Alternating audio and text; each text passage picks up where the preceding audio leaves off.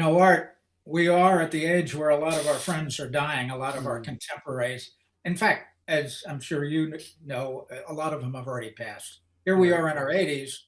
I have high school friends, college friends who passed in their 70s. And of course, we lost some in Vietnam, but it's always, I don't know why we're surprised by it, but we are, aren't we? Yeah, I also the amazing thing is that we're pretty healthy and we're robust and we're getting up there and we're watching a lot of our friends pass away.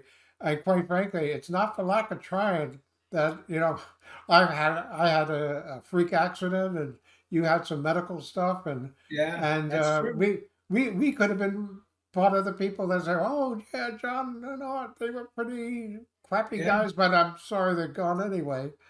yeah. Yeah, no, it is true, and I have to say that from my standpoint, uh, I have some friends I enjoyed. My best friend from college, Barry Garlick.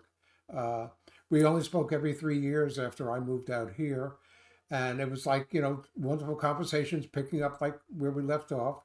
Sure. But then all of a sudden, about 3 years ago, he wasn't there to talk to anymore.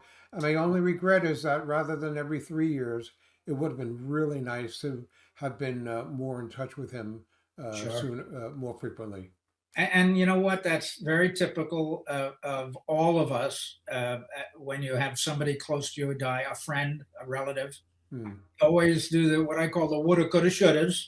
right. I shouldn't, I should have done this. I would have, wish I would have done that.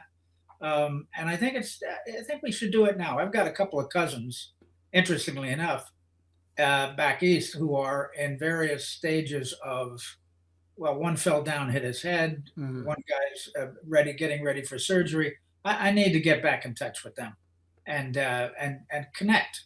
There's nothing to say really. It's just how are you? It's great to talk to you, and wish them well. I think it's important. It's not a matter what you say.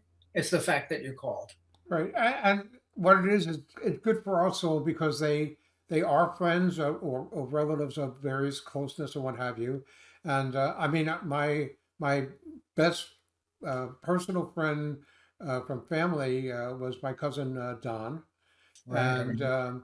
I thought he was going to outlive all of us. I mean, he's just robust. In his he was just turned 70, and he was still doing uh, carpentry and things like that. I mean, very, very robust. No balance, none of the kind of stuff that you normally see. And then all of a sudden, cancer caught up with him, and within a relatively short period of time. Now, I got to see him all the time. We used to Yeah. play backgammon every week for the last 10 years of his life because we lived close enough. Yeah. But it was still, and so that was a wonderful opportunity to say goodbye over a long period of time, hoping that we wouldn't have to. But probably should do that more often with more people. By the way, just as a note, I won't mention his name, somebody we knew professionally. I haven't spoken to in 3 or 4, 8 years. I don't know. Maybe it was longer than that. We jointly knew him. And I had a one. I called him up to thank him for something, and to because he had done some work for me, some graphic arts work for me, and we had this wonderful conversation. I'll be calling him more often. I found out that he got separated. He moved in with his ex.